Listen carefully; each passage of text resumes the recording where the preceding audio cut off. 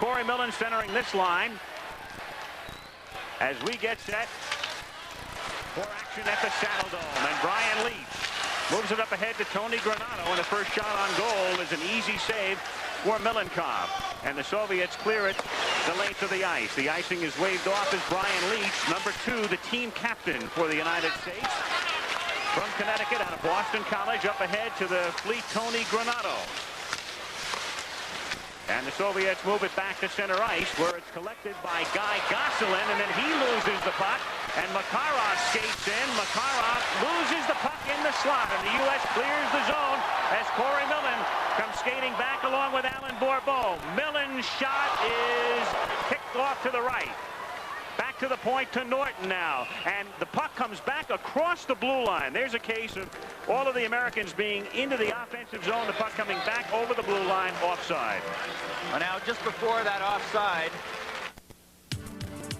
We're back with 18:52 to play in the first period. No score. The U.S. and the Soviet Union at the Saddle Dome. As Snuggerud's shot is a stick save by Milnikov. The U.S. pressuring in the corner. Donatelli is there, and the puck comes loose as Snuggerud then centers it. Norton couldn't get his stick down, though. He was taken out of the play, and back to get it for the U.S. is Brown. Up ahead to Lane McDonald. In off the boards to Fusco. Fusco centering it, and the shot from the slot by McDonald. A save by Milnikov. Back out to center ice now. At this stage in the game, teams are looking for little indicators with each other. The Soviet goaltender Milnikov has looked a little bit uncertain, and the Soviet players don't have an awful lot of confidence in him. This is Terreri clearing it along the boards, up ahead to Lane McDonald. He's forechecked, but is able to get it out into the neutral zone. This is Peter Laviolette losing the puck at the Soviet blue line. Igor Stelnov, the defenseman number 4, to Blikov. Into the corner now for Mutov. Skating around the net, looking for a centering pass. Blikov picks the puck up. He's checked by Young, and the puck taken away nicely by Fusco, who clears it out to center ice. 2.5 minutes into the first period with no score. Picked up by Todd Okerlund, number 11, who's making his first appearance in the Olympics. He didn't dress for the first 2 games. As the Soviets regain possession, Homutov shooting it up ahead into the U.S. zone, where Leach goes back to collect it. Early on, the U.S. team is showing a much more sustainable kind of game. This is Janney, backhander save, rebound shot wide. They're taking the opportunity when they have it, but they're not pressing when they have very little chance. U.S. with 3 shots on goal, the Soviets with none so far. 3 minutes, 10 seconds into the game, and up ahead to Chernik, who gets ridden out of the play. Well, we'll be seeing more and more of that during the game. The Soviets are the opportunists. They'll float somebody up center, trying to get that quick breakaway pass.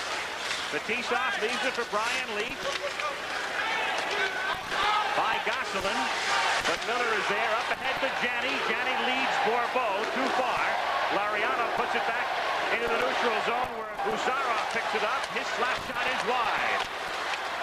So the Soviets still without a shot on goal in the first 4 minutes of the game. Jeff Norton to Alan Bourbeau. Bourbeau off Millen's skate. Millen trying to pick up the loose puck. Backhands it. It's wide. Gusarov gets it up ahead to Krutov. Krutov, Larionov, and Makarov, the number 1 Soviet line out there at the moment. The famous ALM line. Krutov is 9, Larionov is 11, Makarov is 24. So here comes Krutov. Skating in, picked up by Donatelli and Brown. His shot, and Terreri got a piece of it for the save. Now they lose it in front. And through the slot, it's Granato picking it up for the United States, as the Soviets for the first time put pressure on Terreri. Their first shot on goal. Snuggerud centering it, but Donatelli was ridden out of the play nicely by Stelnov. Up ahead to Krutov. He has his poke checked away, and he's offside as Larionov skates in over the blue line. 15:15 to play in the first period. No score in Calgary. Minutes gone in the first period. The U.S. has just been whistled for an offside. Exactly 15 minutes to play in the period. No score.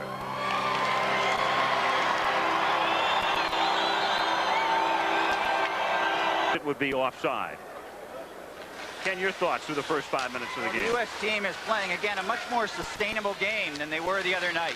They can continue to play this game pretty much the rest of the way. They're showing, again, moving up in the timely moments, but they're defending much more strongly. Mike Eruzione, what was the mood at... It was just a big joke. Soviets in control. Homutov, number 15. Into Kamensky. He's checked by Janney. And able to pry him loose. Laviolette now involved back of the net along with Janney. Loose puck and the shot wide off the stick of Wiekoff. Kept in for the moment by Kasatonov, number 7 at the point. In behind the net, Homutov centers it, the shot wide by Wiekoff. He's had 2 good opportunities and has missed on both. Stick save by Carreri, and Janney takes the pressure off. Well, there have been open men in the U.S. zone there, and the Soviets are not going to miss an awful lot of those. Shots that look the same if they are on Austrian sticks or a Norwegian sticks, they're going to miss the net. But somehow a shot that looks the same that's coming off a Soviet stick is going to end up in the net. And that last call was for icing, as we said, from your own half of the rink across the opposition's goal line. There's the missed opportunity by Wiekoff. So the U.S. able to take the pressure off, but because of the infraction, the face-off comes back into the United States end. The raw explanation of the icing infraction. Back out to center ice now, Gusarov for the Soviets.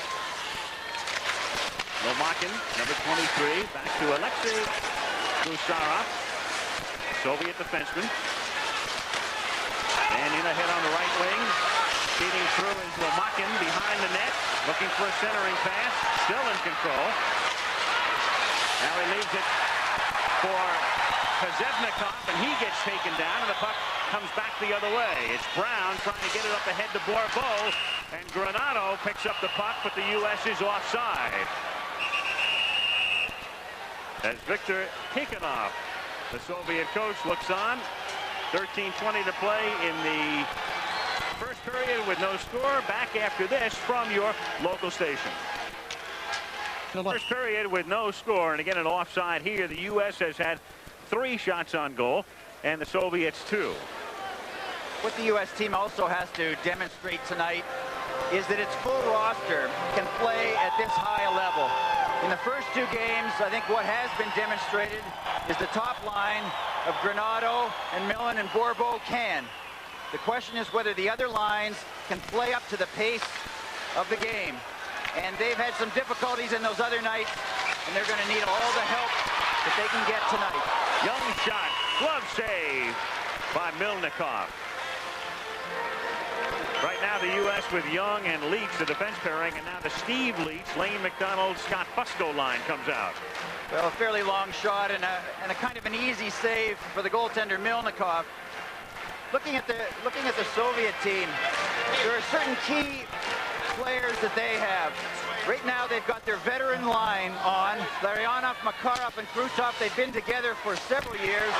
They've also got their veteran defense pair. They are not only their strength, but in the last year or so they have been their weakness.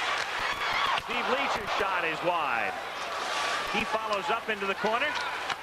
And the Soviets clear it, and up ahead on the breakaway. Makarov, he skates in, he shoots, he scores. The number 1 Soviet line, and they've been together for years. 2 of them played all the way back in the '80 Olympics. Sergei Makarov scores to make it 1-0 and pays the price as well.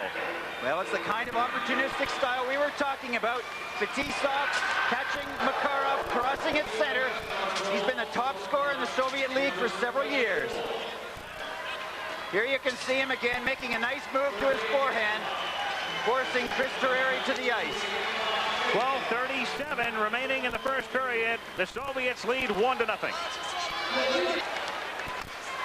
In commercial, Brian Leach whistled off for a tripping penalty, and 1:42 remaining in that penalty. So the Soviets with a power play. They have a man advantage here for the next 1:37 as they skate in over the blue line. This is a big moment for the U.S. team. Now early in the game, down 1 goal. The Soviets have a chance to make it 2. The U.S. team needs to keep it to 1. Biakin faces faking the slap shot into the corner now. Wekov checked into the boards by Gosselin. Puck comes off to Granato, and Tony comes back the other way for the U.S. Up ahead for Millen. And into the Soviet zone. So they have effectively killed off nearly half the penalty. 105 now until Leach vacates the penalty box. Ilya Byakin skating in for the Soviets. From the corner, has his centering pass intercepted by Laviolette for the moment, but the Soviets maintain possession. Fetisov gets it over to Byakin. His shot, and a great save by Terreri because it went through the legs of Norton. And a scrap in front of the net. Chris Terreri not only making the save, but very importantly covering up the rebound. The Soviets are now moving their big line onto the ice again. And two particularly key players to look for are Krutov, number 9, and Fetisov, number 2. You can see the shot going right through the defenseman Norton's legs. The rebound going out, but coming right back to Chris Terreri. 1-0 Soviets on top. Leach in the penalty box for the next 45 seconds. The first penalty of the game. 11:01 left in the first period. The time remaining there on the penalty. This is Lariano, the very outspoken Igor Lariano. Up ahead to Fetisov. Fetisov tries to get it into the corner to Krutov, and it's picked off by Brown, and he clears it out to the neutral zone. And the U.S. has killed the first 145 of the penalty. As the clock ticks down, Leach will be out of the box in 11 seconds. Krutov over to Fetisov. Fetisov to Konstantinov, and he scores from the slot. With 3 seconds remaining in Leach's penalty, Konstantinov skating in from out in front of the net, puts it in to make it 2-0. The U.S. team was finding themselves one pass behind. When you get that way, you start running around. And all of a sudden, there's the open man, and in the crucial spot, Kasatonov coming in front, using the defenseman or Miller as a screen and right through Terreri's legs. This experienced line of the Soviet team, they used to come at you in waves, and now they come at you much more selectively. They're very surgical in their approach. They got the big goal, the opening goal of the game, by doing it that way. They did it the same way on the power play. And that was the reaction of Brian Leach, who was ready to come out of the box in another 3 seconds. So the Soviets on top by a score of 2-0 in the first period. Chernik gets it up to Kozhevnikov. Off the stick of Lomakin, who gets taken down, and Scott Young tries to wrest control of it for the U.S. Loose behind the net. Circling, and the shot and the save by Terreri. The key in any game like this is what happens when you get into a situation. 9:40 left in the first period. 2-0 the Soviets on top and putting the pressure on here. Lomakin out to the point, shot in, and deflected off to the near side, where Corey Millen comes up with a puck for the U.S. Leading Granato. Soviets send it around to the near side. And we'll have a face-off in front of the Soviet net. As the net comes off, it's Magnets. Well, as I started to say earlier, the key is really what happens right now. Now, obviously, when a team like the Soviets gets a quick 2-goal lead, the energy in the U.S. team starts to flag. Now, it becomes very important how they get through these next couple of minutes. Chris Terreri is probably going to be counted on to come up with a couple of big saves. The leaders on the team are going to have to really show some leadership qualities. They can get through the next couple of minutes. It's still a long game to go. Number 30, Semyonov, sending it into the American end. Gosselin behind the net. Mike Eruzione, your thoughts at this point? Well, Al, I think the interesting thing now is with the U.S. down 2-0, if they do fall behind 3-0, they're going to be in trouble because they're going to have to open up the game. And if they open up their game, that's going to give the Soviets a lot more chances. So that next goal is a big goal. It's crucial. Brian Leach trying to keep it in. And the Soviets get it out to center ice as Semyonov starts back. To the far board to Gusarov, and he sends it in around the boards where Brian Leach is there for the U.S. He drops it for Guy Goslin. Goslin up ahead off the stick of Donatelli. The U.S. now with a line change. The line centered by Craig Janney is out there now as Kamienski skates into the U.S. end. Scott Young with Janney for the American team. Young goes down. No penalty. Brown wanted the call and don't get it. Diekov now to Kamienski and the save by Carreri. Good forechecking pressure by the Soviets as the U.S. tries to get it out of their own end. Peter Laviolette now lofting it out to center ice to alleviate momentarily the pressure. What we have to remember about this Soviet team is that they are a vulnerable team. The point is whether you can make them vulnerable. Flat shot is wide. All the way out to Kasatonov, who scored the last Soviet goal. He sends it into the corner. Brown chasing it along with Kamienski. 7.5 minutes to play. 2-0 Soviets here in the first period. And a penalty coming up on Miller, so the Soviets will have another power play opportunity as Miller is whistled for the penalty here at the 12:36 mark of the first period. The Soviets on top, 2-0. 2-0 the Soviets, and a critical juncture in this game early on now as the Soviets have a power play with Miller in the box for the U.S. Well, it was a bad penalty at a bad time. It was a deserved one. When your team is as vulnerable as the U.S. team is right now, you can't find yourself shorthanded. And the KLM line is out there for the Soviets. Krutov, Larionov, and Makarov. Makarov with a puck. Couldn't get the shot away, but with good stick handling to Larionov, and back out to the blue line and shot in wide. Rebound, great save by Carreri. 1:23 left in the penalty, and the U.S. able to clear it. Icing is allowed when you're a man down. You don't have a whistle in that particular case because you are short a man. And the Soviets 5 for 10 thus far on power play opportunities in the Olympics.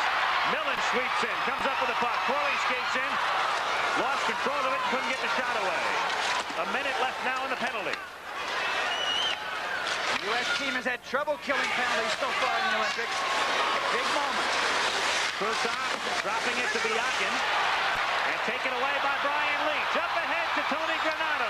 His shot, a bouncing stick save. Granato goes down. Crowd wants another penalty call. And this time they'll get it.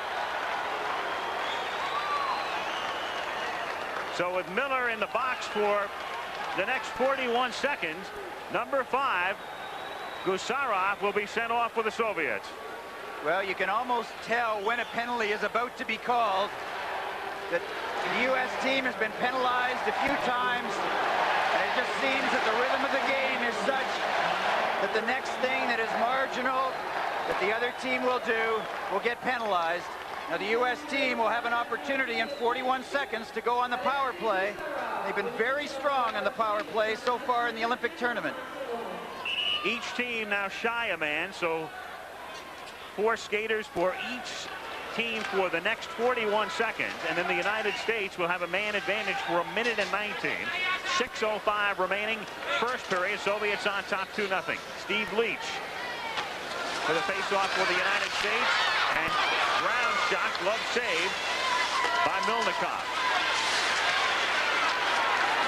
This is Yashin for the Soviets. One thing about a 4-on-4 situation is that the Soviets are a very good open ice team. U.S. team is good as well, but the Soviets are better 4-on-4. Svetlov, and the shot saved by Carreri. Donatelli sends it along the boards to Brown. 12 seconds left in the penalty to Miller, and then the U.S. will have a man advantage. Norton with it. Up ahead to his own blue line. Leach sends it in for Janney, and he has it taken away beautifully by Fetisov. Now Miller comes out of the box, and the United States has a man advantage for the next 1:13. And the Soviets send it back out to center ice. Scott Young up ahead to Miller, and he was in ahead of the puck. He was in over the blue line before the puck offside. 1:04 remaining now. Snuggerud and Janney are out there. Janney taking this face-off along with Kevin Miller. And this is Brian Leach, who's paired on defense here with Scott Young, the converted forward. Leach shoots it in around the boards. 52 seconds left in the U.S. power play. And back out it comes to center ice. So the American team has to regroup. Leach starts in with it. Has it poke checked away. Up ahead, Guikov skating in. And Terreri luckily made the save as it trickled behind him and off to the left of the post. And then Terreri makes another save on the spinning shot with 4:33 remaining in the first period. 28 seconds left in the penalty. That's the time remaining in the period. 20 seconds remaining in the penalty. The U.S. with one last rush as Millen takes the pass from Leach. Corey skates into the corner and leaves it for Fusco. Out to Brian Leach. To Fusco again. Leach now from in front. His shot and a save by Milnikov with 6 seconds remaining in the Soviet penalty. Has been out on the power play. That for the bulk of the time it was another line. It was the Janney line. Before that, Millen was out on the ice, but when it was 4-on-4, this power play unit with Millen, Granato, and Bourbeau has been so strong. I'm a bit surprised they weren't out earlier to put the kind of pressure on that was necessary. You saw what they could do just in the 20 seconds that they've had so far. 2 seconds left in the penalty now. And the teams are now at equal strength. Deflected shot, rebound, great save that time by Milnikov. Saves it again. Heavy pressure from the U.S., but Milnikov is there. Loose puck in front. And Millen couldn't put it in, but the Soviets will get another penalty here. And again, the U.S. will have a man advantage as they'll send Igor. Well, a big save by Milnikov. What he told his team right in that particular moment of action, that he is ready. Soviets on top. The teams each with 10 shots on goal. Igor Stelnov in the penalty box for the next 2 minutes. So now Janney, Snuggerud, and Miller are out there for the United States with Leach and Scott Young.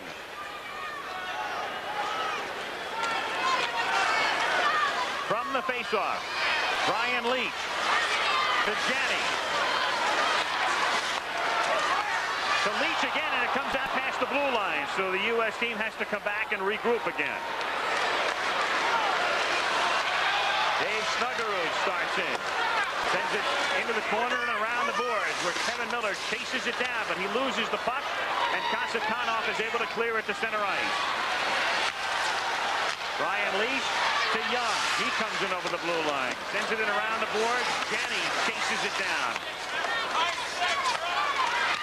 Picked up by Janney. He drops it for Snuggerud, but the Soviets can't clear. Kept in for the moment by Scott Young, and then Janney keeps it in.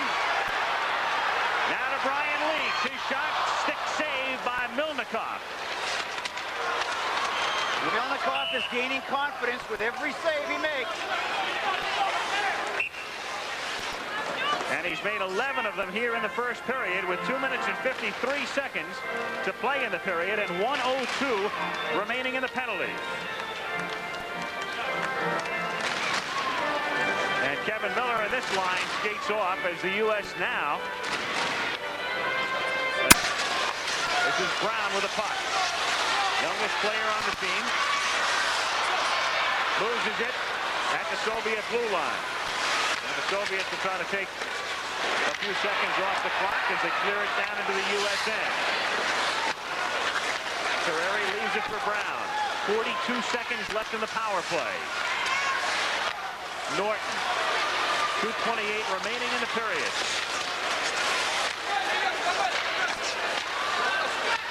And the Soviets take the pressure off, clearing it to center ice.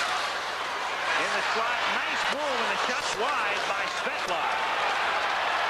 McDonald now coming back the other way. 20 seconds left in the penalty. Lane McDonald skates in. Nearly had it poke checked away. Norton keeps it in. His shot is wide along the near side. Leach knocks it down beautifully to Steve Leach. His shot is deflected wide to the right. 5 seconds left in the penalty. Brian Leach slap shot deflected. Penalty is over. Both teams are at full strength again. 1:45 to play in the period. So the Soviets effectively kill that penalty. And it's still 2-0 Soviets, 1:35 to play in the first period. The U.S. team had good activity in the Soviet zone. They didn't get much action around the goaltender Milnikov. And 1:28 to play in the period. 1:10 left in the first period. The United States in white, the Soviets in red. Soviets on top by a score of 2-0. Kamensky, number 13, winds up, slap shot, comes all the way out to the neutral zone, where the Soviets trying to move it ahead. Komutov, number 15, to Vuikov. Vuikov skates in, Millen breaks the play up. Corey Millen picks the puck up. Corey, only 5'7", very stocky, very fast. Draft rights owned by the New York Rangers. Gosselin sends it up ahead and shot in from the point around the boards with 30 seconds now remaining in the period. Into the U.S. end now, Gosselin sends it along the boards for Scott Young. 20 seconds left in the period. Alan Bourbeau now. Behind his own net to Scott Young. Time for one last charge. And in fact, they can't even get that away, as we'll have an icing call here and a face-off to come up in front of Terreri with 8 seconds to play in the period. And the frustrated Corey Millen, the U.S. has had several good opportunities here in the first period, but unable to cash in. Well, I think the good news for the U.S. team at the moment is that for about the last 10 minutes, they've been very much into the flow of the game. They have kept pace with the Soviet team. They will go into the dressing room with some measure of encouragement, even though they're down 2-0. 8 seconds to play now in the first period. Janney sends it along the boards. Kept in at the point, but time expires, and so the first period is over. The U.S. winds up out-shooting the Soviets 11-10. However, at the end of the first period of play, the Soviet Union on top by a score of 2-0. And so from the Saddle Dome, we'll send you back to the center now and check in with Jim McKay. Millen avec à sa gauche Granato et à la droite c'est Snuggerud, non plutôt Bourbeau. Larionov aussitôt à Makarov, il perd et reprend. Une passe qui va sur le bâton de Bourbeau, aussitôt à Millen. Millen revient sur ses pas. Échange chez les arrières. Gosselin veut remettre plus loin. La rondelle lui revient. Et finalement repousse le disque loin chez les Soviétiques. Une passe de Makarov qui va jusque sur le bâton de Bourbeau. Et la sienne est interceptée par Kazatonov. Aussitôt, c'est perdu et repris par Krutov à Larionov. Il se pointe au but. Avec Krutov, il tire. Et la rondelle ira glisser jusqu'à l'autre bout après qu'elle eut raté complètement le filet. Une rondelle qui est reprise devant Snuggerud et il s'est étendu tout son long, mais n'a pu pousser la rondelle plus loin pour son coéquipier. Krutov à Makarov aussitôt. Une rondelle qui est reprise par Semyonov qui venait de s'amener dans la mêlée, remplaçant Larionov. Et là, c'est Krutov. On remet derrière à Goussarov. 18 minutes 47 secondes encore à jouer avant la fin de la deuxième période. Là, c'est Svetlov. Svetlov qui a été blessé lors de la Coupe Canada le 8 septembre dans un match contre la Suède. Et il s'était fracturé un poignet. Là, la belle passe de Bédardel, il est seul. Il va!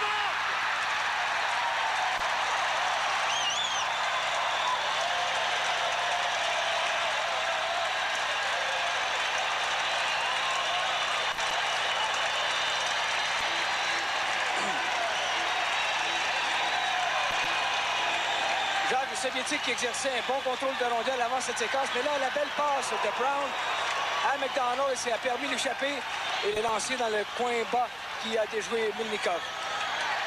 On en a parlé lors de l'entracte. L'importance des passes précises dans un tel match. Et là, on a eu une passe 2-1, the Soviets on top. The U.S. now has outshot the Soviets 12-10. Steve Leach to Scott Young. Fusco kept in by the Soviets, and a great save by Carreri off the shot by Kamensky. Important save by Carreri. Fusco in over the blue line. Laviolette keeps in. He shoots. It's blocked in front. Stevens and McDonald were there. McDonald couldn't backhand it. Back it comes to the neutral zone. The U.S. team has to watch now that they don't get too carried away. They've got to play with discipline as well as with energy. Vetlock skating in. His shot deflected through the crease. Kamensky written out of the play. Loose puck picked up by McDonald and cleared to center ice and beyond. The Soviets are an outstanding team in turning the energy against you. They trap you right in. They find a man up the middle. Chernik sends it up ahead to Lamakin. Poke checked away nicely by Miller. Up ahead to Janney. He fakes a slap shot. Now Miller's slap shot off the pass is wide. 3 minutes into the second period. 2-1 Soviets. Lomakin now skates in. Trying to get it over to Kozevnikov. Into the corner. Kozevnikov checked by Norton. Janney scrapping for it. Now Norton takes control of the puck. Jeff Norton skating out of his own end and sending it into the corner. Line change for the U.S. as Granato comes out with Millen and Bourbeau. And the #1 line out there for the Soviets. This is Larionov. Granato takes the puck away, and then a penalty coming up on Larionov. As he sends Granato to the ice, the United States will have a man advantage for the next 2 minutes with 16:33 to go in the second period. And we'll return to the Saddle Dome right after this word from your local station.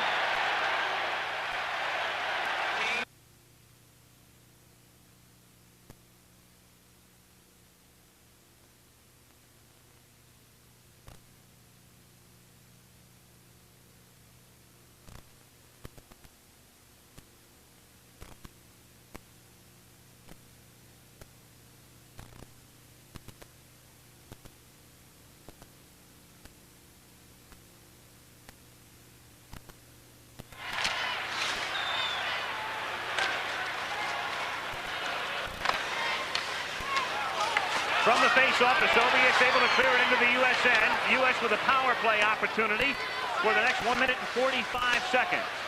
So the Americans with a man advantage as Scott Young sends it over to Brian Leach. Now to Young. The U.S. has their top power play unit on now. Been very successful so far in the Olympics. And Millen was in ahead of the play over the blue line, offside. 1:33 remaining in the penalty to Larionov. And let's get a comment from Mike Eruzione. Period. And they have scored the only goal of the second period. A man advantage for the next 1:33. Millen on the faceoff.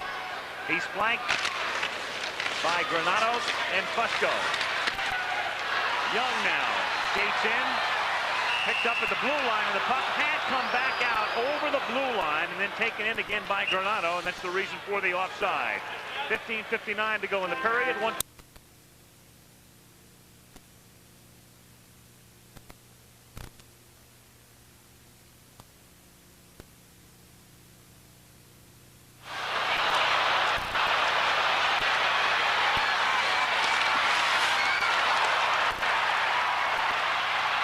We're back. Makarov had stolen a pass and had come in alone and then had lost the puck as it slithers through the crease. And the Americans now send it back the other way as Leach to Millen. Millen to Granato. His shot, great save by Milnikov. And cleared out. Fetisov now. Taken out of the play by Fusco, who sends it to Brian Leach. 45 seconds left in the penalty. Brian Leach gets all the way in. His shot saved. Rebound saved. Millen back of the net to Brian Leach out in front. His shot is wide. 35 seconds left in the penalty. Young sends it in around the boards to Fusco. To Corey Millen. Brian Leach taps it back to Millen. Now Leach from the blue line breaks his stick. And the Soviets have a 2-on-2, and Leach is without a stick. And the shot is off Leach. Leach went down to block it with his pad, with his leg. The U.S. with a man advantage, but Leach still without a stick. 6 seconds left in the penalty. Shot in from the point, knocked down. Millen gets it up ahead to Miller. And Miller is taken out of the play. Janney following. Penalty is over. Teams are at equal strength. Brown shoots it in from the point. Bouncing puck. Skitters through the crease. Miller. Knocked down by Gusarov. Picked up by Okerlund. Todd Okerlund. To Miller. Okerlund trying to get control again. Janney there to help out. 14 minutes left in the period.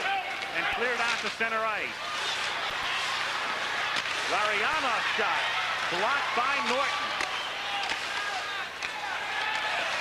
Soviets on top by a score of 2-1. U.S. with the only goal here in the second period as Janney skates in. Janney ridden out of the play. Loose puck taken by Svetlov. Svetlov coming in. Brown picks him up. And the shot by Bleachkov and a great save by Terreri. There's some incredible action in the last 2 or 3 minutes at both ends of the ice. Donatelli, drop pass, slap shot, save by Melnikov. 13:20 remaining in a furious second period. 2-1 Soviets.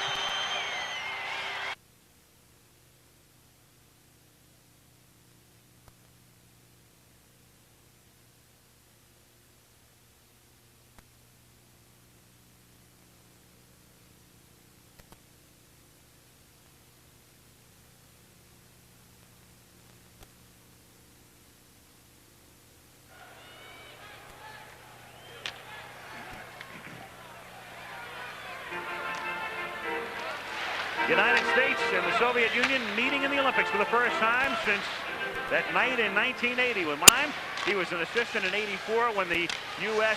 finished 7th in Sarajevo. The United States has outshot the Soviet Union 16-11 through the first period and 7 minutes of the second. 13:05 to play in the second period. And a good part of this period has been played in the Soviet end. Well, it's been a good start for the U.S. team in this second period. They're starting to build up confidence. If they can keep it going a little bit longer, then they'll start to create a little bit of doubt in the Soviets' minds. And that's what any upset needs. Omutov was taken down by Gosselin. Risky pass, deflected, and then Gosselin winds up with the puck in his uniform. Them to carry the puck wide along the boards. Lee shoots it in and offside. And again, the United States in Group B, the Soviets are unbeaten at 2-0. West Germany won today, by the way, so they are now 3-0. The U.S. and Czechoslovakia, as the day began, were tied for third, and Czechoslovakia won, so the Americans would need a victory to remain in a tie for third place. 3 of the 6 teams will advance to the medal round. Even if the United States loses this one, they would still be eligible to advance to the medal round with a victory over Norway, and then a crucial game would come up on Sunday night against West Germany, which would perhaps determine the third entrant in the medal round. All that to be discussed as we go along, but right now the puck is taken away at the blue line, and then the pass is behind number 22, Kozhevnikov, fortunately for the American defense, and the Soviets have to regroup. That's the sort of play that has killed the U.S. in the game tonight and also in the game against Czechoslovakia. It is the kind of play they need to avoid. The Soviet team will not mess up many chances like that. In over the right side, Kasatonov sends him into the U.S. end, and he's taken down. And we're going to have a penalty coming up on the time left of the period, 11:43. The Soviets have the unit on right now that has scored both the Soviet goals. One of them by Kasatonov, the other by Makarov. The 2 men have just handled the puck. Larionov now. Kasatonov to Makarov. This is the stable KLM line out there. And Kasatonov, the defenseman, sends it in, and it's saved by Terreri. This is a time when Chris Terreri has to come up very big. He's a very important man at the moment. Krutov to Fetisov. He sends it in, and from the slot, it's backhanded. Another great save by Terreri. Kasatonov couldn't get the shot away. Makarov has it saved by Terreri. Great save. 1:24 left in the penalty. U.S. team, when they move on a Soviet player. And Kasatonov scores off the pass. Slap shot by Kasatonov off the pass, his second goal of the game. Well, it was a stoppable shot. It was unobstructed, undeflected. Here you can see the action around the Soviet net first. The puck goes back to Fetisov. And then across to his partner, to Kasatonov, who just lets it go right through Chris Terreri's legs. So Chris Terreri has to provide for the rest of this game. It's not only the big save.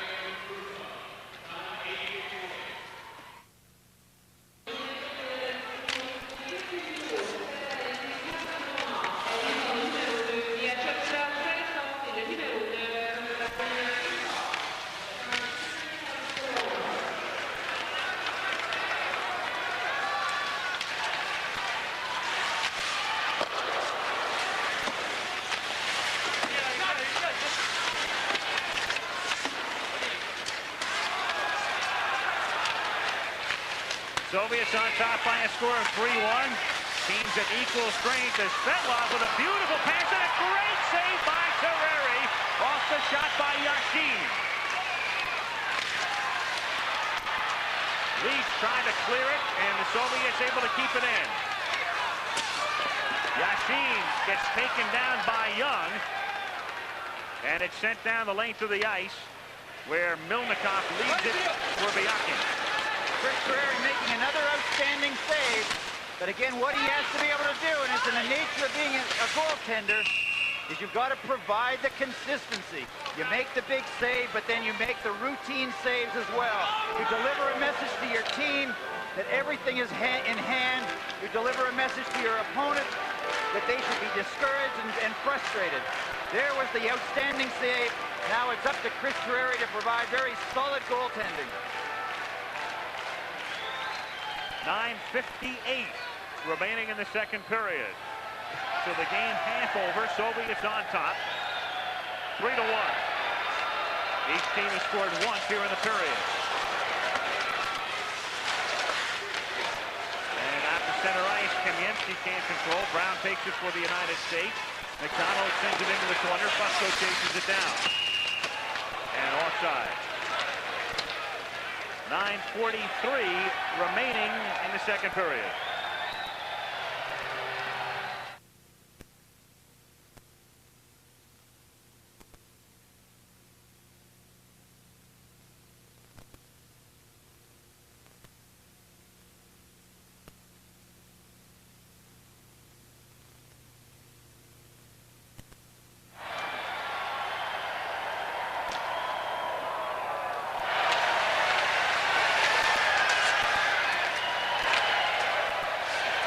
Soviets in red on top by a score of 3-1. Kamensky's shot is off the side of the net. Khomutov with it. He's checked by Gosselin. And it's Terreri trying to cover up. Weekoff's shot, and finally Terreri is able to cover up after the save. In 1980, the U.S. team was able to upset the Soviets by staying close to them the whole game. They weren't necessarily ahead. In fact, they weren't ahead until at the end of the game. But they stayed close. They stayed close. They discouraged the Soviets. They started to frustrate them. The game started to wind down, and the upset became possible. The American team has outshot the Soviets 17-16. Kasatonov has it deflected, and it's cleared out by Bourbeau. But the Soviets come back as it's shot in from the right wing by Kozyevnikov. Their weakness, if you can come to exploit it. The players that have really let them down in the last year have been those veteran players. Krutov has not been the same player. Fetisov has not been the same player. They are their leaders, and those are the ones you have to make vulnerable. You have to get into their minds, get after their confidence. Two-line pass offside, though the Americans contend that it was deflected at center ice, and that shouldn't have been the call. And now, the referee, Ante Koskinen of Finland, letting somebody have a piece of his mind. Well, I think the call was missed. It did appear to be deflected, and it was just simply a mistake. And so the face-off at the U.S. blue line. Millen facing off against Chernik. And it's Granado over to Young. Across to Laviolette. Up ahead to Millen. Millen sending it for Bourbeau, and the skittering puck over the top of his stick. Collected by Laviolette. Young sends it along the boards, but Kasatonov takes control only momentarily. Now Millen skating in. Millen with Granado. Millen with Bourbeau now. Bourbeau puts it in!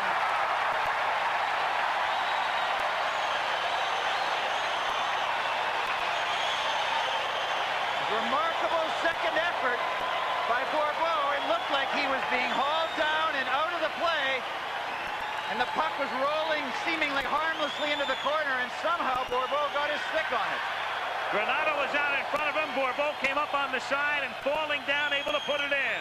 Nice play by Corey Millen, waiting to find the open Bourbeau. And watch, he looks like he's completely tied up. He's on the ice and just shoves it in.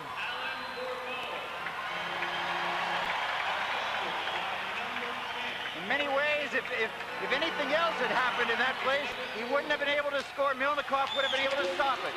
And we'll be back after this from your local station.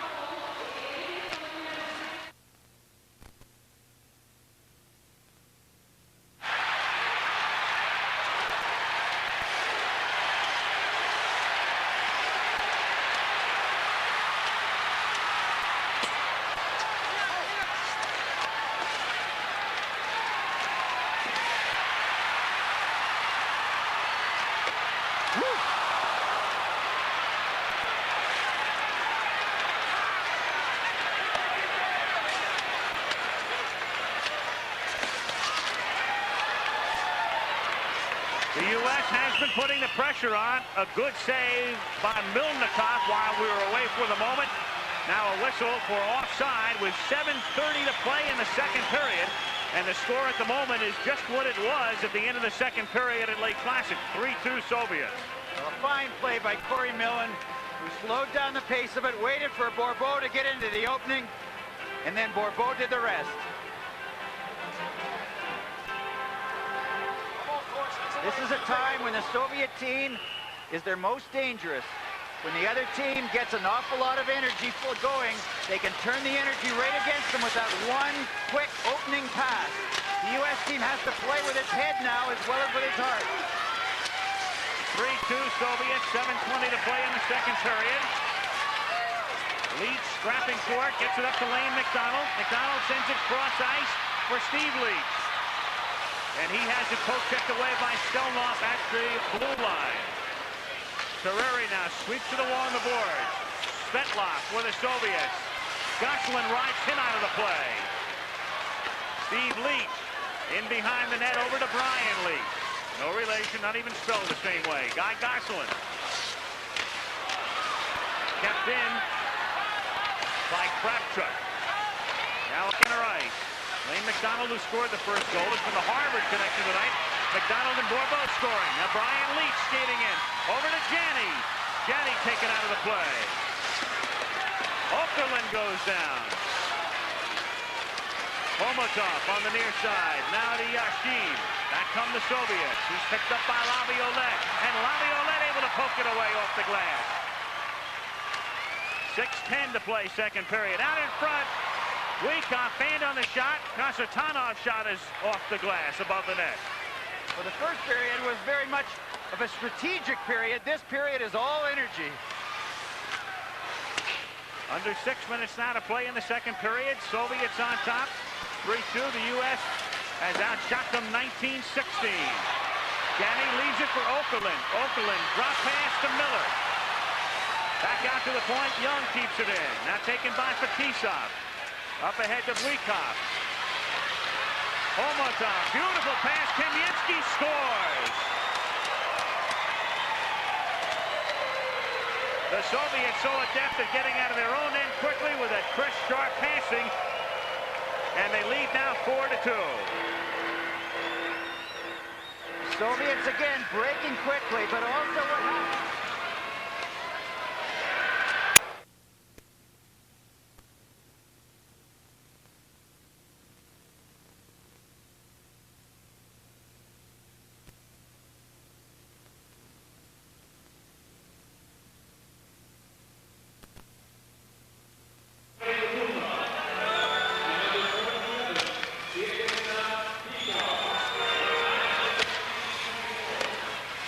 The Soviets on top with 5.5 minutes to play in the second period. And you were saying, Ken? Well, the one problem that the U.S. team had, and I'm sure that we'll see it on the replay, is defensively they weren't in too bad position on that play, but the defense, again, were puck watching. Especially Scott Young, and he left the open man for the shot. Chernik has his shot deflected by Norton.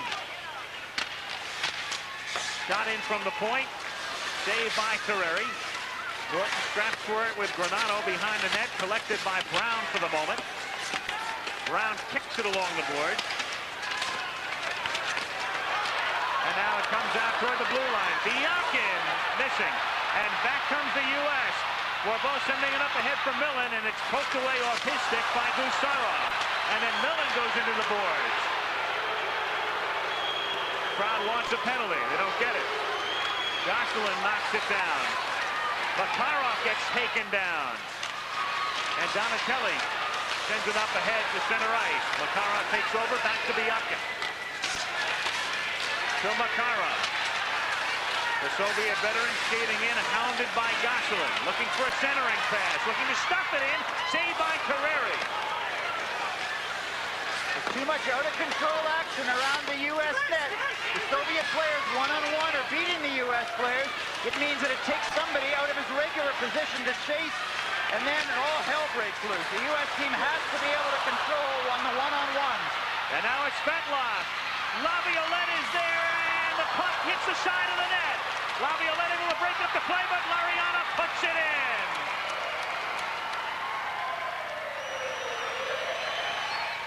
Igor Larionov putting it in after Terreri had made the initial save. It's what happens when the bodies start flying.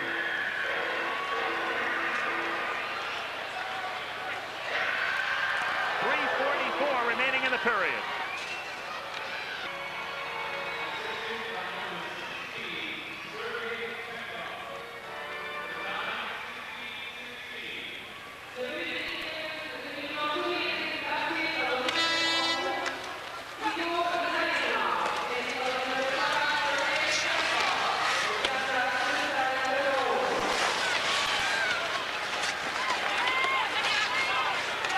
Soviets on top by a score of 5-2 with 3.5 minutes to play now in the second period. Dasatonov skates in, saved by Terreri. So the Soviets putting all the pressure on now in the last 5 minutes, and we'll take a look at the last goal by that man, Lariano. Well, it's what we were talking about earlier. When all of a sudden you get behind the play, then everybody starts chasing. And bodies are flying everywhere, and there's going to be people that are wide open. You get taken out of your own position to do somebody else's job, and then usually it ends up in your own net. The U.S. team has shown very little defensive discipline again tonight, and it really has been their downfall. Just as they get back into the game with the kind of energy that they have offensively, they need some kind of discipline defensively, or else at some point that energy is going to get discouraged. 5-2 as they do some repair work on the netting. Lariano scoring his first goal in the 3 games. Terreri in the nets for the U.S. tonight played sparingly with the New Jersey Devils of the NHL last season. 3:27 left in the second period.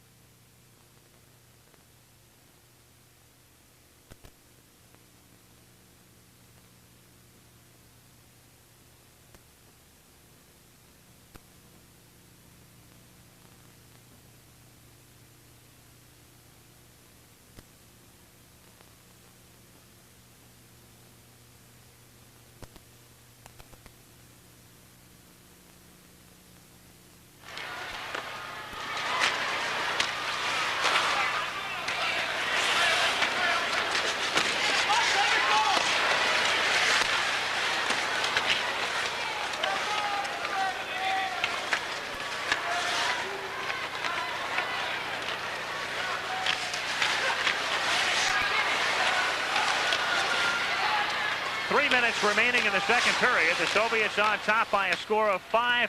And coming in over the blue line and then taken out of the play by Brown as Norton gets it ahead to Janney. And we're going to have a penalty coming up on the U.S. A penalty often results when one player doesn't take his check and somebody else has to do it for him behind the play, and the penalty results. You can see it happening. The Soviet player breaks into the open. He has to get ridden off by somebody else, and the penalty gets called. Jeff Norton, hometown, Acton, Massachusetts, plays at the University of Michigan. And he goes off here, and Dave Peterson's team in a real bind now, down by 3 and down a man with 2:46 to play in the second period. Biakin didn't get much on that shot. And it's not cleared out. It's kept in by Biakin. Over to Homutov.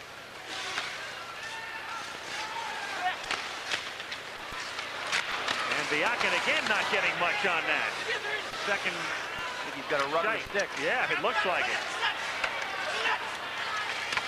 Kamensky, and it's Dikov in front, who couldn't get the shot away. And finally Leach gets a hold of the puck and clears it the length of the ice. 1:18 remaining in the penalty. 2 minutes now left in the second period.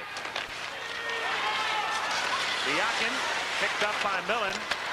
Shot comes in on Terreri, and Terreri sends it the length of the ice in his best Ron Hextall imitation. The U.S. team is making the big plays. Now they've got to show that they can make the little plays as well. 50 seconds remaining in the penalty. 1:35 remaining in the period. Laviolette sending it in, recapturing it, backhanding wide. And Vyacheslav Fetisov. Nice pass up ahead to Larionov. He sends it to Krutov. Back to Larionov behind the net. He sends it out in front, slapped in, and it goes in. Fetisov didn't get much on it. It was almost like throwing a changeup by Terreri. And it's 6-2. Now the wrong goal at the wrong moment. Let's just see what happened on it, whether it was obstructed in any way. But it comes out to Fetisov, who is usually a very hard shot, but he really mishits it. And I think Chris Terreri, as you suggested, was expecting the high hard one. He had a clear view of the shot. 1:14 remaining in the second period.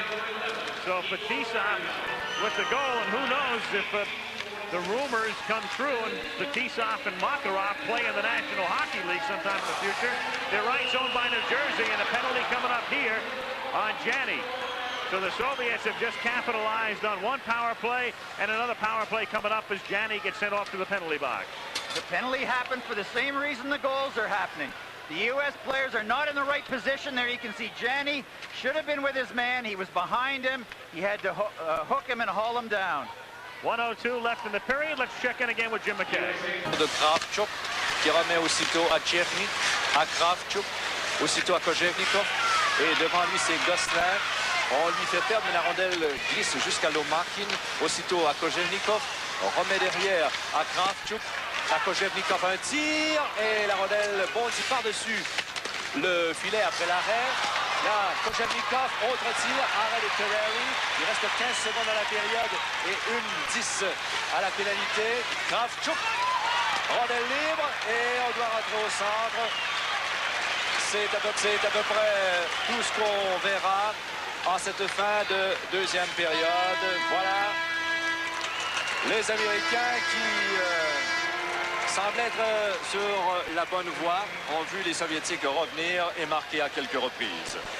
Oui, les Américains qui avaient fermé l'écart à 3-2, Jacques, mais par la suite, les Soviétiques ont marqué 3 buts sans riposte et des buts qui sont survenus lors de la deuxième moitié de la deuxième période, alors que le tempo des Soviétiques est resté le même tout le long du match, tandis que les Américains, eux, ont beaucoup d'intensité en début de match, début de période, mais ça ralentit par la suite. 6-2 URSS. Calgary 88 se poursuit dans un... Parce qu'on a changé les règlements de l'Union soviétique au sujet des équipes dans la Ligue nationale A. Parce que le CSK, c'est-à-dire le club sportif de l'armée soviétique, allait chercher des joueurs un peu partout et puis les amenait pour cette équipe-là qui est le noyau de l'équipe nationale. Et puis on ne les retournait pas à leurs équipes originales. Et puis maintenant, là, après un certain temps, ils doivent retourner à leur équipe originale.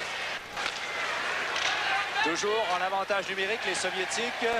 On perd la rondelle au centre. C'est Brown qui rejette en territoire soviétique. Gianni en a encore pour une trentaine de secondes. Mauvaise passe, mais la rondelle glisse jusqu'à Kazatonov à Larionov. Larionov, centre de la patinoire. Et ça va jusqu'à Makarov à Larionov. Et c'est une rondelle qui ira finalement sur le bâton de Fetisov. Intervention du gardien Terreri qui choisit de retenir le disque puisqu'il a perdu pied juste au moment où il allait toucher la rondelle derrière. Et il reste 10 secondes avant le retour de Gianni. Et là, on a bousculé Makarov. Mais il y a une chose, Jacques, qu'on a remarqué au fil des années, c'est que les Soviétiques, pas question de les intimider, peu importe leur grosseur, ils reviennent toujours. Terreri qui a fait une chute derrière son filet et heureusement pour lui, il a chuté sur la rondelle. On reprendra juste à l'extérieur du territoire américain. Pendant qu'on voit Sergei Makarov, premier compteur de son équipe et dans la Ligue nationale de l'Union soviétique, 7 fois au cours des 8 dernières saisons. Son idole, tu sais, c'était qui? Non. C'était Valéry Arlamov. Et le frère de Makarov, qui est Nikolai, jouait pour la même équipe que Arlamov. Et à ce moment-là, c'est là que Sergei a eu le goût de jouer au hockey quand les deux se sont rencontrés dans le vestiaire, c'est-à-dire Nikolai et Valéry Arlamov. Tu sais que Valéry Arlamov est décédé lors d'un accident d'automobile en 1980. Là, c'est une rondelle qui est prise dans le coin de la patinoire. Et elle sortira. On se rend jusqu'à l'autre bout où c'est pris par Terreri, par la clôture. Et un tir de Semyonov, ça aurait pu être coûteux à l'équipe américaine. Sortie de zone des Américains avec Craig Gianni, dont la pénalité venait de se terminer. Là, c'est rejeté en zone adverse. Granato qui maille à partir avec deux Soviétiques et on retient la rondelle pendant un petit moment le long de la rampe et Mellon le remet devant, personne pour faire dévier. Cependant un tir qui rate la cible plus loin, Kamienski, et il perd ce dernier. Cette rondelle qui est prise finalement par Peter Laviolette. Laviolette vers Bourbeau et la rondelle effleure son patin, elle va jusqu'au gardien. Plus loin, c'est dans le coin de la patinoire. Et là, c'est une sortie de zone. Quelle belle manœuvre réussie par Obutov. Et là, vers Bikov, un tir et c'est arrêté par Scott Young dans un premier temps. Aux applaudissements de la foule. Centre de la patinoire et Mellon a remis à Donatelli un tir. Et la rondelle touche Biakin dans derrière. Et il y aura une pénalité à l'équipe soviétique. Calgary 88 se poursuit dans un moment au réseau TVA. 17 minutes et 34 secondes à faire. Igor Stelnov est chassé pour 2 minutes. Et Jacques, du côté des Soviétiques, on a considérablement rajeuni la défensive. Des joueurs qu'on avait été habitués de voir, comme Pervoukin. D'ailleurs, c'est Biakin qui prend sa place au sein de l'équipe. Il y a Kravchuk maintenant. Il y a également Bialetinov qui n'est plus là. Alors, on a rajeuni cette défensive. Exact.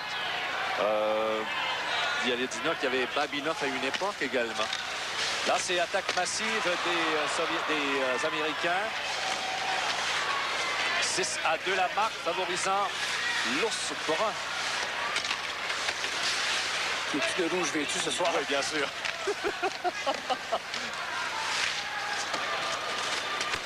Dans le coin de la patinoire et c'est repris par Baizarno, l'auteur d'un des deux buts des Américains. Là, c'est Lomakin qui rejette jusqu'à l'autre bout. Intervention de Terreri. 17 minutes encore à jouer. Dans le match, on sait qu'en match olympique et championnat du monde, pas de temps supplémentaire. Là, la rondelle est reprise par Fusco. Là, jusqu'à Leach, à Fusco. Retour à Leach dans l'enclave. Un tir. Et la rondelle est libre. La prise par McDonald qui marque. 6-3. Un peu de nonchalance de la part des défenseurs soviétiques. Jacques. On va voir la passe de Leach qui a permis un lancer franc. Leach qui est un excellent passeur. Et sur le retour de lancer, les défenseurs soviétiques cherchaient la rondelle et on a laissé démarquer quelques Américains devant le filet et la rondelle est tombée sur le bâton d'un Américain. Donc, l'écart est réduit à 3 buts. McDonald, son deuxième du match. Stelnoff renvoie au centre, c'est pris par Todd Ockerloon et à Norton plus loin. Et lui renvoie jusqu'en territoire soviétique et c'est pris par Craig Janney. La rondelle est retenue sous le poids. Et Jacques, c'est ce qu'on appelle couvrir son homme. Si les Soviétiques ont commencé à jouer au football, c'est la tactique du plaqué qui a été... Alors, McDonald avec l'aide de Leach. Est-ce qu'on a la confirmation, Pierre? Oui, Jacques, c'est fait maintenant. McDonald, donc, qui marque avec l'aide de Leach, qui connaît un bon match dans les circonstances. Et Young également, but marqué en avantage numérique, dis-je bien. Stelnoff était au banc des pénalités pour l'Union soviétique à 3 minutes 15 secondes. 16 minutes et 27 secondes à jouer en troisième période. Les tirs au but 24-21, c'est-à-dire que les Soviétiques n'ont pas tiré une fois sur les buts américains depuis le début de la troisième période. Corey Mellon est au centre et les arrières Norton et Greg Brown.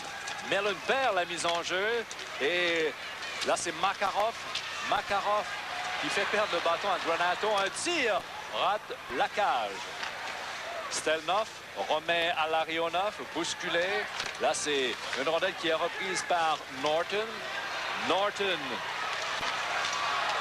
vise Mellon. On l'a fait trébucher, mais la rondelle s'est rendue jusqu'à Milnikov.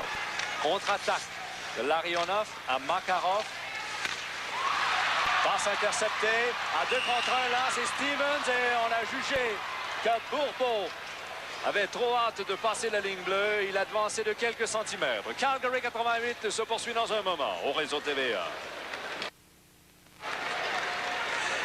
Eh bien, Jacques, demain, on sera de retour, nous, ici, avec un match du côté de l'URSS. C'est eux qui dominent. Eh bien, les pointages sont toujours élevés. Alors, ça va être intéressant dans la ronde des médailles de voir ces deux divisions s'affronter. Dans les autres matchs demain, France contre la Pologne et Suisse contre la Suède. Là, en zone adverse. Et au dernier moment, le Soviétique n'a pu déposer le disque derrière parce que la cage était complètement ouverte. Contre-attaque avec le patin. Une passe qui va jusque sur le bâton de Yashin plus loin, qui rejette jusqu'au centre. C'est repris par Leach. La marque est 6-3 en faveur des Soviétiques. On demande des changements du côté des Américains et ça sera refusé aux États-Unis qui reprendront le jeu dans leur territoire avec 14,59 à jouer en troisième. Et si on parle d'attaque, Jacques, les Soviétiques, même si ce match n'est pas encore terminé, avec 19 buts depuis le début du tournoi, eh bien, dominent en attaque, tandis qu'en défensive, les deux meilleures divisions. Les États-Unis qui avaient battu l'Autriche 10-6 et avaient perdu 7-5 devant la Tchécoslovaquie. La Violette qui remet derrière à Fusco. Fusco jusqu'à Leach, il perd et c'est repris à l'intérieur de la zone américaine par Valéry Kamienski. Kamienski, selon les informations que l'on a, alors qu'on le voit à l'écran, le numéro 13, et ce genre de joueur qui sert beaucoup plus Kamienski qu'autres joueurs. Il n'est pas tellement apprécié des autres joueurs de son équipe. Oui, Jacques, Anatoly Tarasov avait fait des critiques à son égard, mais il y a une chose sur Kamienski, c'est qu'on dit qu'en Amérique du Nord, il joue toujours bien. Voilà. Dans les gros matchs, il est fort. Alors c'est pour ça qu'on lui fait faire le voyage. La foule qui scande USA, on veut de l'action. Alors que l'écart est 3 buts contre les Soviétiques, c'est toute une tâche. Fusco se pointe dans son adverse, dans l'enclave. Fusco, un tir haut.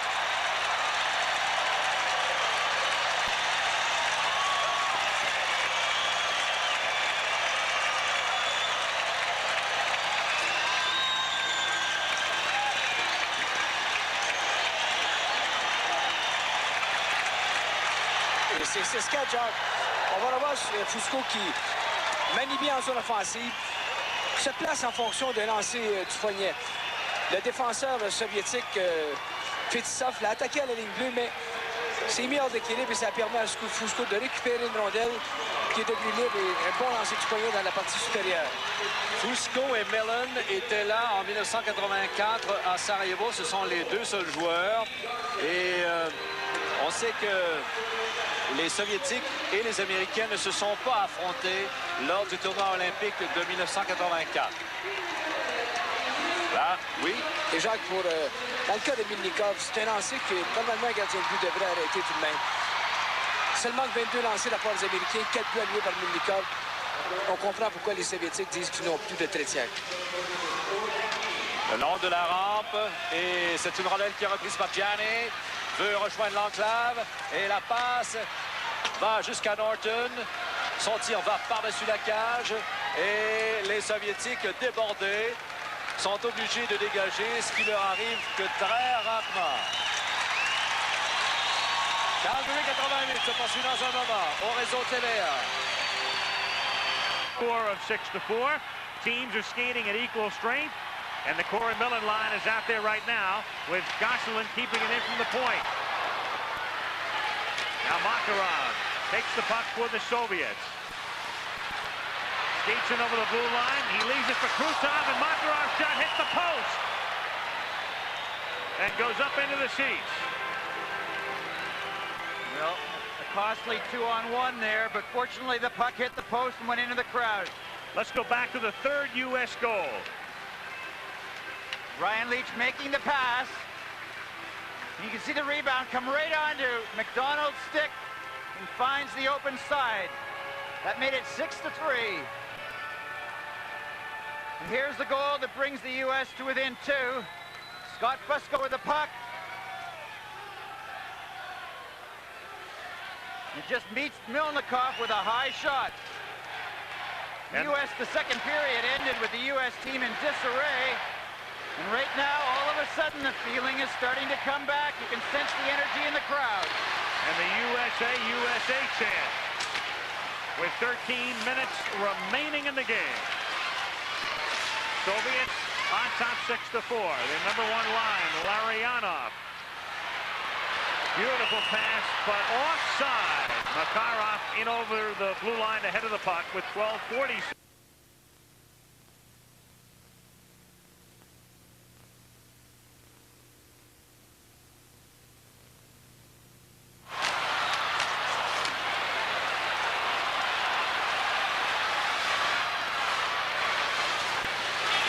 Play resuming, the United States and the Soviet end. Donatelli centered it. Nobody was out in front. Now slapped in by Laviolette. Broken up by Humutov.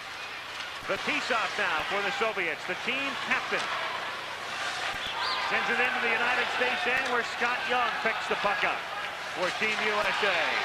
Peter Laviolette picked up as he comes into the Soviet end. Steve Leach trying to scrap in the corner to pry it loose with Laviolette. And it comes out toward the point where Kamensky sends it out to center ice. Fetisov loses the puck. Steve Leach, his shot high. And Wyckoff clears it out. What I want to see is the Soviet team put under real pressure for any length of time. This team is a beatable team. It is a destructible team, but only if they get put under pressure, only if they keep getting frustrated. Scott Fusco lost his stick as Brown comes back in for the United States. He gets picked up at the blue line, shoots very wide, and the Soviets clear it. Wyckoff in ahead, drop pass, and Terreri makes the save and has to cover up as the puck came loose momentarily off the shot by Svetlov. 11:09 to play in the game. In the next couple of minutes, the U.S. team can get a goal, and you just put some doubt in the Soviet players' eyes. They had the big lead, and all of a sudden, what they had already chalked up on the scoreboard becomes something in question. Then it becomes a game. 6-4 the score. What do you think, Mike Aruzzi? Well, Kenny Dryden, if you're Dave Peterson, do you go to 3 lines and 4 defensemen right now? Yes, I think I would, Mike.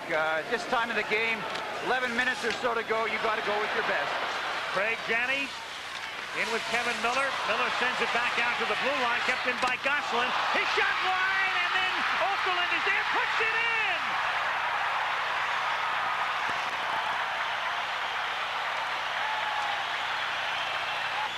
Was covered in the crease. You can see the shot. It misses the net.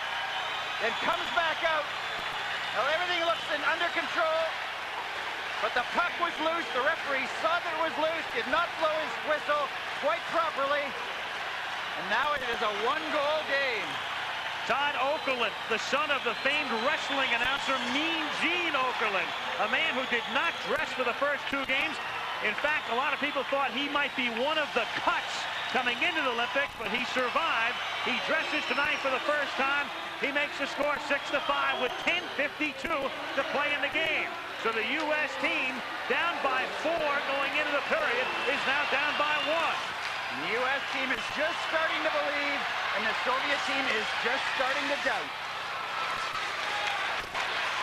Bourbeau can't keep it in. And they scrap for it on the near side. The USA chant enveloping the Saddle Dome. Makarov with the puck for the Soviets. To Larionov. Their KLM line, the #1 line, is out there now. Makarov centers it. It comes out to Biakin. He goes to the corner. He's taken out of the play by Granato. And then Young goes down. The crowd wanted a penalty, and they don't get that call. Krutov. It's Leach who intercepts in front. And Bryan comes back up ahead to Granato. Biakin tries to clear it out. It's kept in at the point. Line change for the American team now. As Krutov starts back the other way. Snuggerud is out there along with Stevens for the U.S. and Snuggerud intercepts for the moment. Now sent back out to center ice. Stevens gets it ahead to Snuggerud. His shot is wide. Well, the game is it's starting to lose control. And this is it going in the U.S. favor at the moment.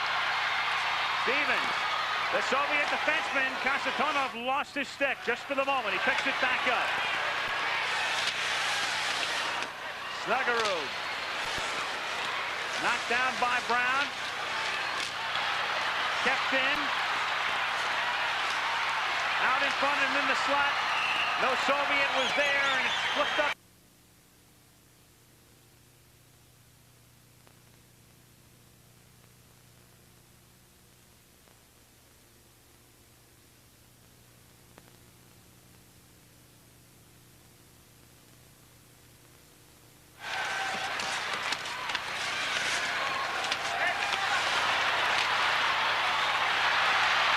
Under 9 minutes to play. The Soviets on top 6-5 after going into the third period leading 6-2.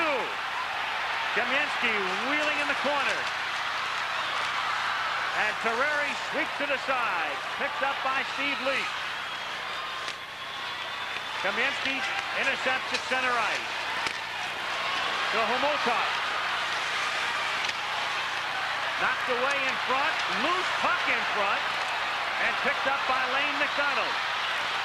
McDonald, who scored the team's first goal, sends it into the Soviet end.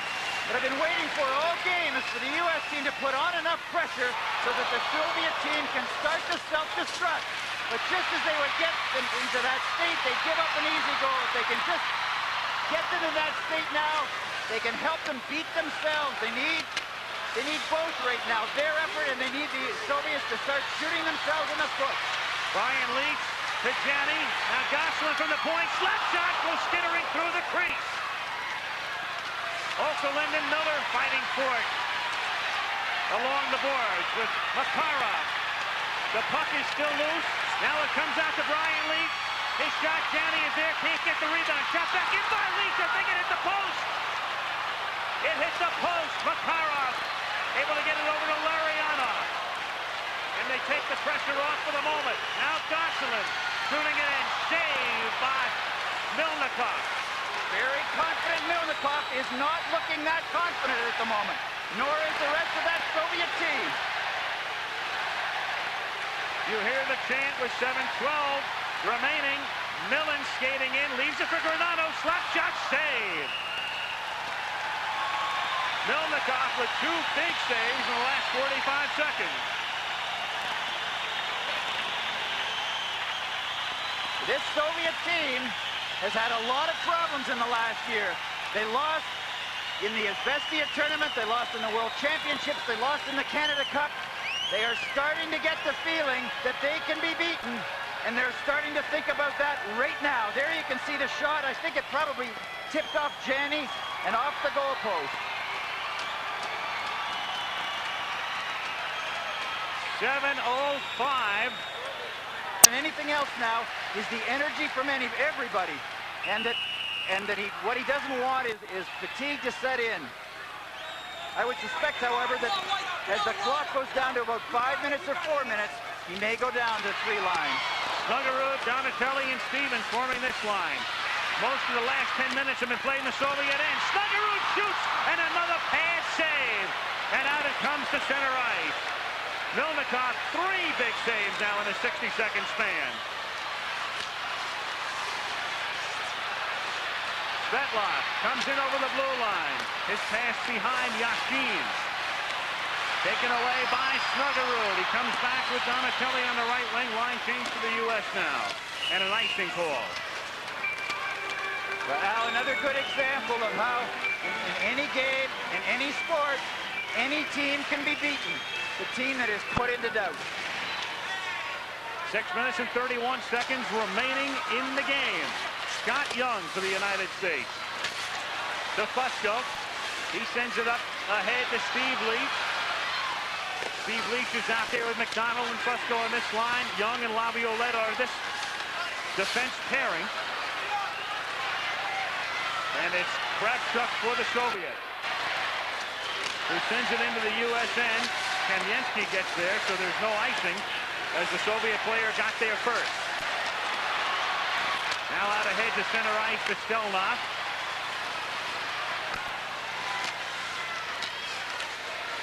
.550 left in the game. Scott Young. The game is just taking a bit of a breather now. Still plenty of time for the energy to come back. Young up ahead to Miller, but he loses the puck. Here comes Fetisov wheeling in, backhanding it through the crease. And Janney picks it up, but he can't control it. Krutov takes it away for the moment. Janney hounds him. Laviolette gets checked by Krutov, and it's sent up ahead to Miller. Fetisov up ahead to Makarov. Makarov sends it back out to Larionov, and he wheels it around the boards. Terreri is there. Up along the boards, rolling along the top of the board and underneath the glass. And back out to center ice to Fetisov. Makarov. Loose at the blue line. Picked up by Norton. He has to wait for Janney to get onside. Then he dumps it into the corner. The Millen, Granato, and Bourbeau line is out there. Millen, slapper, knocked down in front. Bourbeau couldn't sweep it in, and it's cleared out to the blue line and beyond. And Krutov picked up by Norton. Beautiful play by Norton to take the puck away. But Konstantinov gets it up ahead to Krutov. Krutov's shot is wide.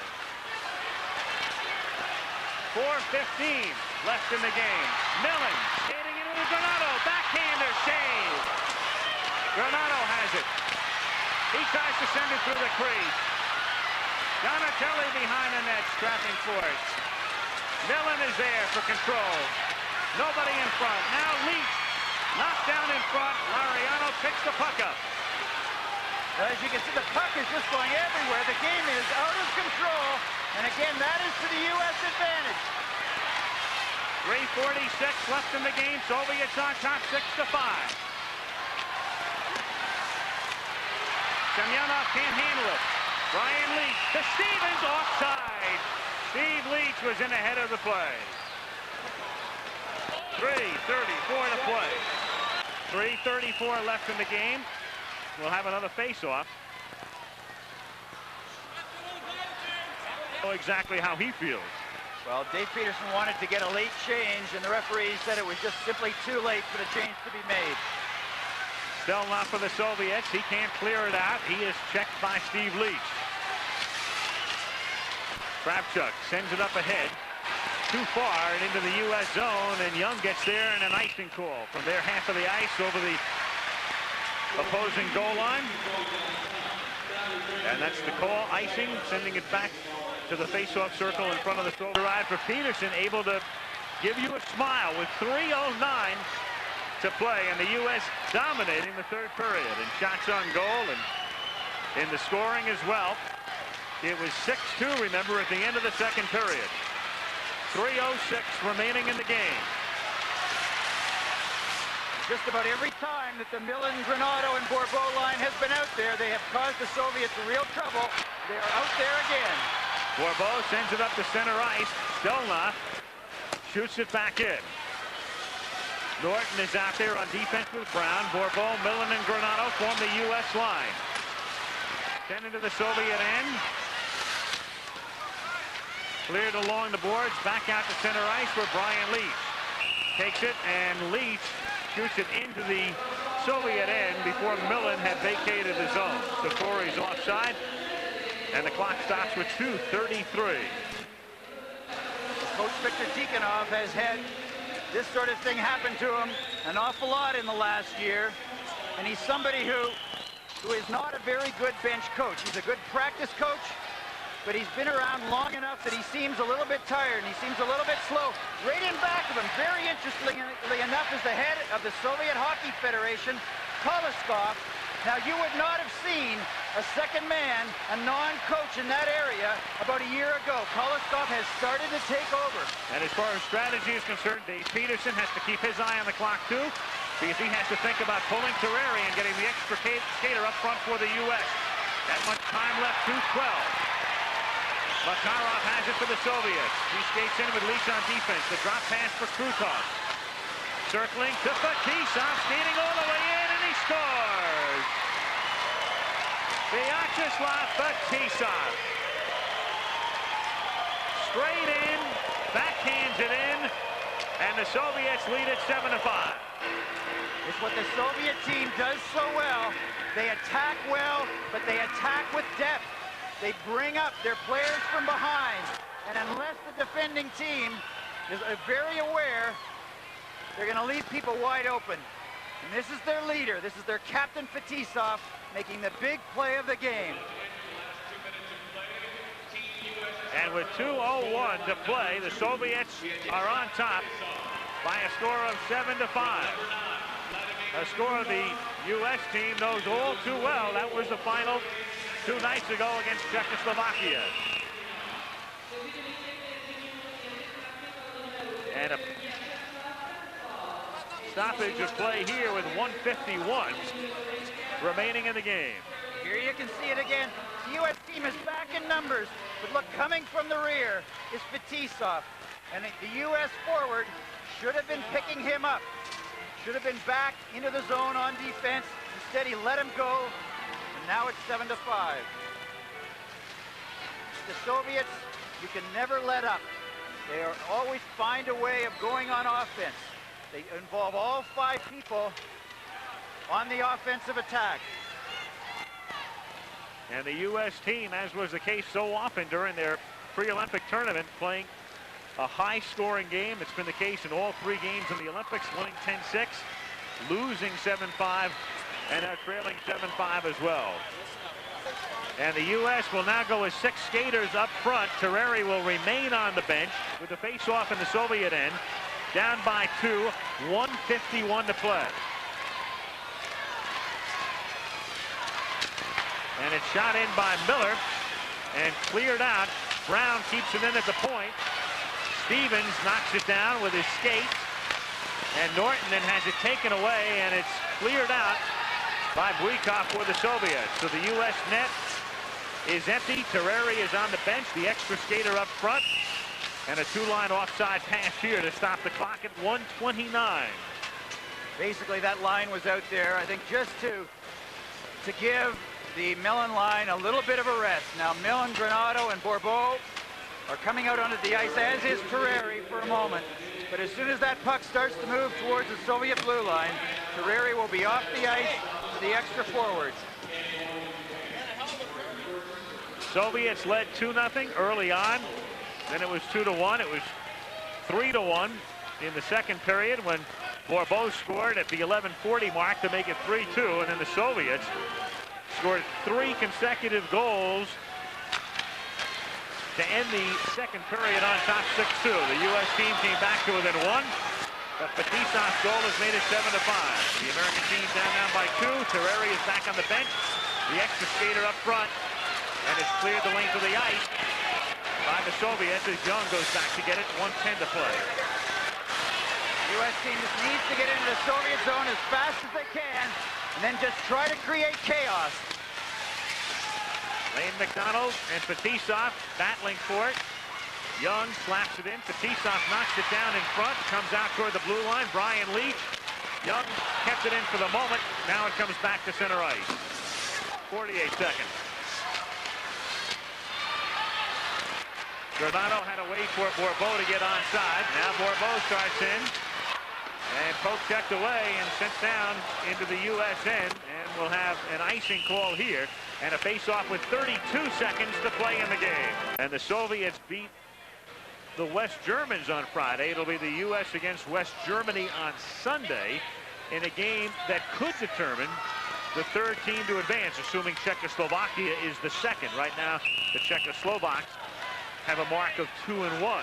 So it's complicated, but the U.S. is still alive, and it could very well come down to a goal differential situation where the U.S. might have to win the West German game by, let's say, 2 goals. Anyway, it's complicated and extended, and as we get closer to it, we can explain it to you. But the fact of the matter is the United States team is still alive in terms of advancing to the medal round. There's a little bit of a problem there, and it went between the Soviet player Byakin and the U.S. player Norton. They're exchanging little slashes with a stick, and Byakin went down.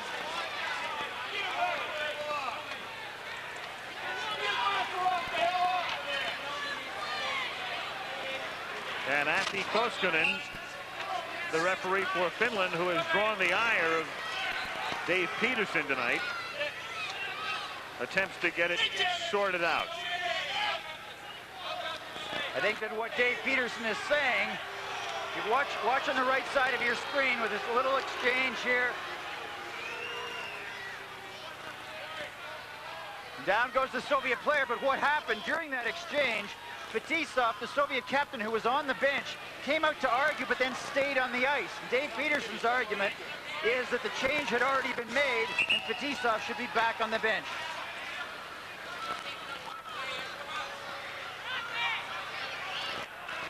U.S. team with the extra skater.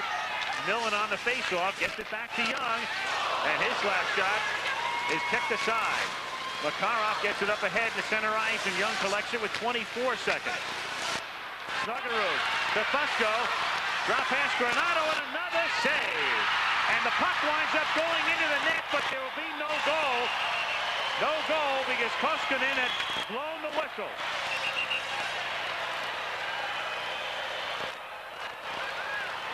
No goal. I'd like to see that again, but I do think that, in fact, the goalkeeper, Milnikov, had possession of the puck, had it under control. The referee had blown his whistle, and it was simply with the U.S. team charging the net that the puck got dislodged.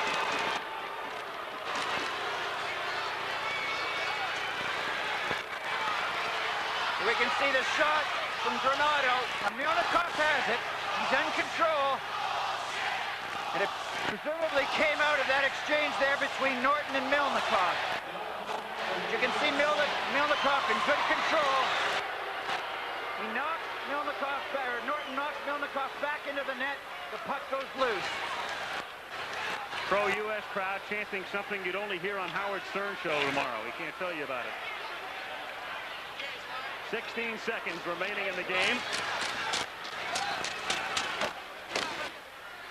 7-5. The Soviets on top. Here you can see it again. Now Milnikov, with the slow action, it's very hard to tell exactly how long Milnikov had the puck, but you could see that he was in clear possession of it. But that's the sort of play that the U.S. team needs to make under those circumstances. You go right to the net, right to the goalie.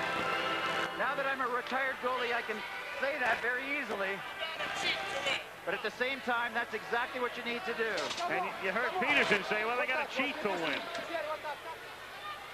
It's frustrating for Peterson, for the team, the U.S., with a couple of comebacks tonight, but they're going to come up short and go into action on Friday with a record of 1-2.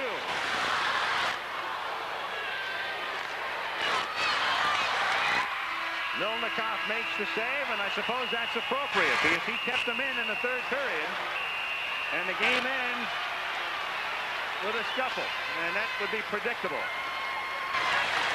The game is played with such high emotion. And the U.S. team, after coming back, came so frustratingly close, but they just kind of lost it there a bit at the end.